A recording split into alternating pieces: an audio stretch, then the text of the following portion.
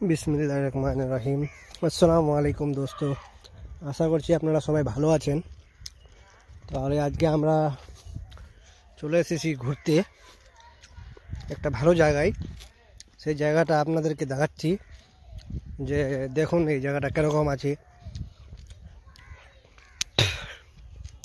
দেখলেই বুঝতে পারবেন যে জায়গাটা ঘোরার মতন আছে কি না। আর আপনারা দেখলেই জায়গাটার নাম বলতে পারবেন অবশ্যই। তাহলে দেখে বলবেন আমাদেরকে কমেন্টের মাধ্যমে। আর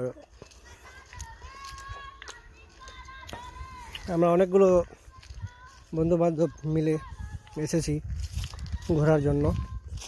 তাহলে দেখুন এই জায়গাটা কীরকম লাগছে আপনাদেরকে। ভালো লাগলে অবশ্যই বলবেন আপনারা যে জায়গাটা কীরকম আছে। আরও আমাদের সঙ্গে অনেক বন্ধুবান্ধব রয়েছে, খুব ভালো এনজয় করতেছে ওরা গাড়িতে বসে। তারপরে ডিজে ফিজে চলতেছে আমাদের, এই যে দেখতেই পাচ্ছেন আপনারা আমরা কে কে আছি, কারা কারা আছি।